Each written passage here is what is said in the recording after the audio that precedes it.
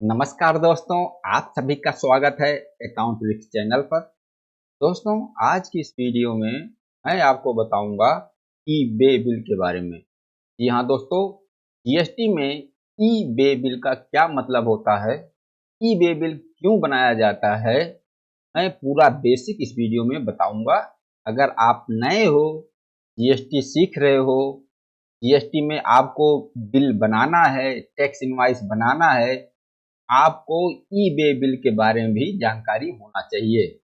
दोस्तों, ई बे बिल क्या है, सबसे पहले मैं आपको बताता हूं ई बे बिल का क्या मतलब है। दोस्तों, ई बे बिल का मतलब इलेक्ट्रॉनिक बे बिल होता है। यह ई बे बिल गुड्स का मूवमेंट कराने के लिए बनाया जाता है। जब आप किसी भी गुड्स का मूवमेंट करते हो तो रास्ते के लिए व्हीकल के साथ आपका टैक्स इनवॉइस होगा या बिल ऑफ सप्लाई होगा या डिलीवरी चालान होगा, लेकिन उसके साथ ई बे बिल भी होना जरूरी है। तो जैसे मान लीजिए आप गुजरात से कोई गुड्स दिल्ली के लिए भेज रहे हो। जो गुड्स आप दिल्ली भेज रहे हो उसका तो आप इनवॉइस बनाओगे, या तो टैक्स इनवॉइस बनाओगे या डिलीवरी चालान बनाओगे, बिल ऑफ सप्लाई बनाओगे, जो भी डॉक्यूमेंट्स आप बनाओगे। लेकिन गुड्स का मूवमेंट हो रहा है, एक जगह से दूसरी जगह पर जा रहा है, तो उसके लिए आपको ई बे बिल बनाना पड़ेगा। ई बे बिल की वेबसाइट होती है, ई बे बिल का पोर्टल पर जाके आपको वहां जनरेट करना होगा। ई बे बिल से सप्लायर के गुड्स की मूवमेंट को ट्रैक भी किया जा सकता है और डिपार्टमेंट के पास उस गुड्स के मूवमेंट का रिकॉर्ड रहता है।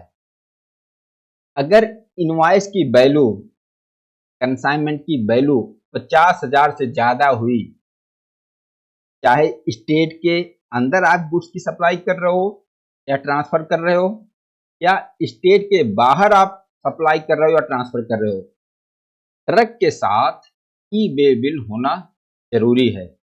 अगर ई बे बिल साथ में नहीं होगा तो आपको टैक्स पेनाल्टी भरना पड़ेगा। दोस्तों, अब मैं यह समझते हैं कि ई बे बिल क्यों बनाया जाता है, गवर्नमेंट हमसे ई बे बिल क्यों बनवाती है। दोस्तों, मैं आपको सीधा सीधा बताता हूं, ई बे बिल बनाने का मकसद क्या है। सीधा सीधा टैक्स की चोरी को रोकने के लिए गवर्नमेंट हमसे ई बे बिल बनवाती है। अब यहां पर यह बताया गया कि कोई भी सामान का मूवमेंट हो रहा है, एक जगह से दूसरी जगह पर जा रहा है, उसका ई बे बिल बनाना पड़ेगा, चाहे वह सप्लाई हो या नो सप्लाई हो। सप्लाई का मतलब आपने माल को सेल कर दिया है, उसके साथ टैक्स इनवॉइस है। दूसरा, आपने माल को नहीं सेल किया है, स्टॉक को एक जगह से दूसरी जगह खुद का आप ट्रांसफर कर रहे हो या जॉब वर्क के लिए भेज रहे हो, या तो सप्लाई नहीं है, सप्लाई कैटेगरी से बाहर है, तब भी आपको ई बे बिल बनाना पड़ेगा, सप्लाई हो या नो सप्लाई हो। अगर सामान एक जगह से दूसरी जगह पर जा रहा है तो रास्ते के लिए व्हीकल के साथ ई बे बिल होना चाहिए। अगर सप्लाई नहीं है तो उसके रेफरेंस में आप जो भी डिलीवरी चालान बनाओगे उसके आधार पर आपको ई बे बिल बनाना होगा। अगर सप्लाई है तो जो आप टैक्स इनवॉइस बनाओगे उसके आधार पर आपका ई बे बिल बनेगा, लेकिन ई बे बिल जरूर बनेगा। इसका थोड़ा सा बेसिक समझ लेते हैं, ई बे बिल क्यों जरूरी है। अब मान लीजिए आपने गुजरात से गुड्स को भेज दिया दिल्ली और आपने टैक्स इनवॉइस बना दिया रास्ते के लिए, लेकिन उस टैक्स इनवॉइस का ऑनलाइन रिकॉर्ड गवर्नमेंट के पास कहीं नहीं ट्रैक हो रहा है। आपने गुड्स भेजा, टैक्स इनवॉइस के साथ आपका गुड्स दिल्ली पहुंच गया, तो हो सकता है कि आप बाद में उस टैक्स इनवॉइस को अपनी सेल में दिखाओ ही ना, अपनी सेल से सेल को डिलीट कर दो और सामने वाले अपने रिसिपिएंट को बोलो भैया वो बिल फाड़ दो। यहाँ क्या कर दोगे आप, टैक्स की चोरी कर लोगे, क्योंकि गवर्नमेंट के पास तो कोई रिपोर्ट पहुंचेगा नहीं। आपने टैक्स इनवॉइस के आधार पे माल भेजा और बाद में उसको खत्म कर दिया, टैक्स का गमन कर दिया आपने। तो इसीलिए ई वे बिल बनाया गया है, मतलब इलेक्ट्रॉनिक बिल रास्ते के लिए। एक बार आप ई वे बिल बना दोगे तो फिर आपकी वो गुड्स की मूवमेंट को कभी भी ट्रैक किया जा सकता है, वह डिपार्टमेंट के रिकॉर्ड में पहुंच जाएगा। इसके बाद आप सेल्स का हेर फेर नहीं कर सकते, कोई टैक्स की हेरा फेरी नहीं कर सकते। एक बार ई वे बिल बन गया और उसका रिकॉर्ड गवर्नमेंट के पास पहुंच गया, ये समझ लीजिए आपका उस गुड्स का मूवमेंट हो गया। अगर 24 घंटा के अंदर आप कैंसिल कर सकते हो, अगर 24 घंटा बीत गया तो आप इसके बाद ई वे बिल को कैंसिल भी नहीं कर सकते, वह रिकॉर्ड गवर्नमेंट के पास सेव हो जाएगा। तो दोस्तों यह समझ में आया कि ई वे बिल का मतलब क्या है। सीधा सीधा ई वे बिल आपका इलेक्ट्रॉनिक वे बिल है। आपका तो गुड्स का बिल होगा भी होगा, टैक्स इनवाइस होगा, जो भी होगा डॉक्यूमेंट्स, लेकिन उसके साथ इलेक्ट्रॉनिक वे बिल भी चाहिए जो कि आपका ऑनलाइन पोर्टल से बनेगा। दोस्तों आगे हम देखते हैं इसकी वैलिडिटी क्या है। कि वैलिडिटी होती है कि उस वैलिडिटी तक आप उस गुड्स का मूवमेंट कर सकते हैं। जब आप ई वे बिल जनरेट करेंगे ना, तो डेस्टिनेशन का पिन कोड लिखोगे और जहां से गुड्स का मूवमेंट शुरू हो रहा है वहां का भी पिन कोड लिखोगे, मतलब जहां से माल जा रहा है और जहां पर जा रहा है दोनों जगह का एड्रेस पिन कोड लिखा होगा। तो उस पिन कोड के आधार पर ई वे बिल में ऑटोमेटिक दूरी कैलकुलेट हो जाएगा और जब ई वे बिल आप जनरेट करोगे ना, तो ई वे बिल की वैलिडिटी ई वे बिल के ऊपर ही लिखा आ जाएगा ऑटोमेटिक। आप सही पिन कोड डालोगे, कहां से माल जा रहा है, कहां पर जा रहा है, उसके बेस पर ई वे बिल के ऊपर वैलिडिटी लिखा आ जाएगा। तो आपको पता चल जाएगा कि यह ई वे बिल कब तक वैलिड है। जब तक वैलिड है तब तक उस बिल ई वे बिल के साथ आप मूवमेंट करा सकते हो। अगर ई वे बिल एक्सपायर तो फिर आप ई वे बिल मान्य नहीं होगा। अगर मान लीजिए रास्ते में ही गुड्स है, अभी तक मेन डेस्टिनेशन तक नहीं पहुंचा है और आपकी ई वे बिल की वैलिडिटी खत्म हो रही है, तो आप उसको एक्सटेंड कर सकते हो, आगे बढ़ा सकते हो। अगर मान लीजिए आपने आगे भी नहीं बढ़ाया, उसका वैलिडिटी एक्सटेंड भी नहीं किया और आपका ई वे बिल एक्सपायर हो गया और आपका गुड्स मेन डेस्टिनेशन तक पहुंच भी नहीं पाया, तो आप क्या करोगे? तो आप कुछ नहीं कर पाओगे। अगर उस एक्सपायर ई वे बिल के साथ आपका ट्रक पकड़ा जाता है तो आपको टैक्स पेनाल्टी भरना पड़ेगा।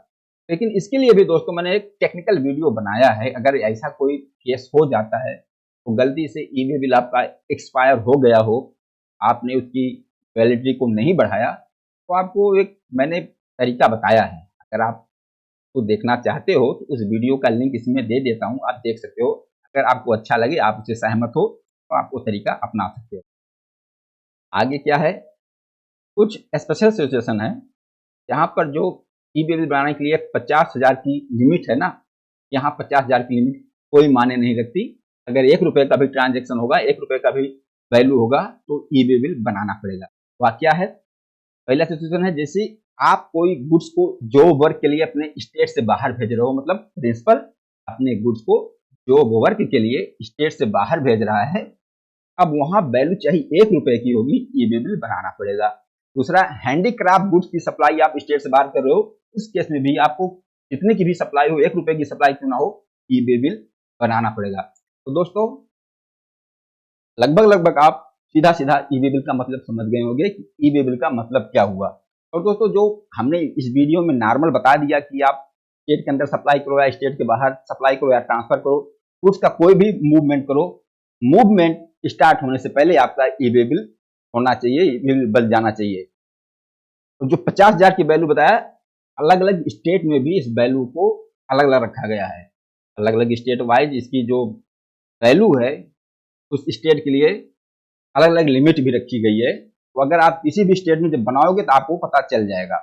लेकिन नॉर्मली जो है, अगर 50,000 से ऊपर वैल्यू है या स्टेट के अंदर या स्टेट बाहर कुछ भी सप्लाई हो रही है, तो ई वे बिल बनेगा, सीधा सीधा मतलब।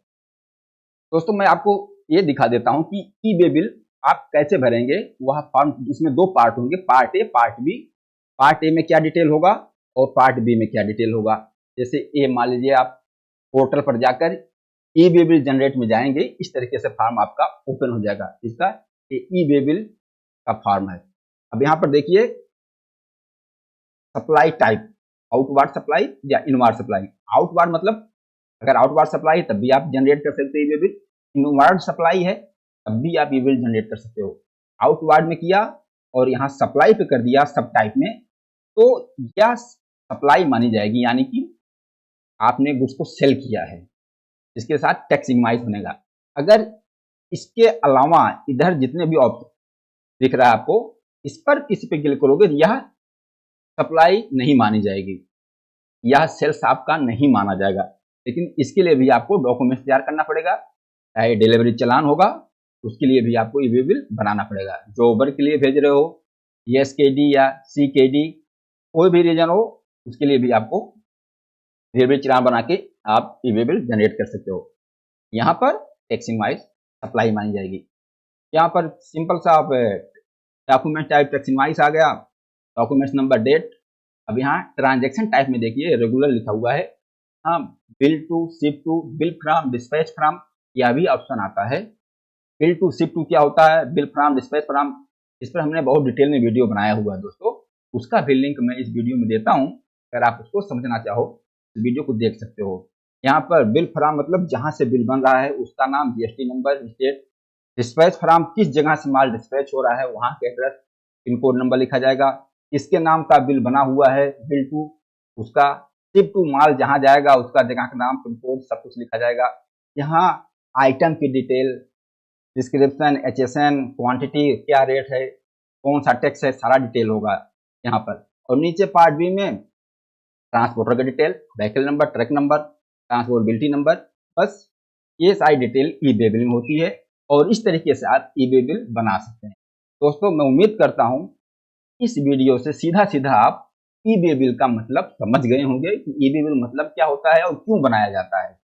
दोस्तों मेरा मतलब यही था कि आप बेसिक तरीके से ई वे बिल का मतलब समझ जाओ।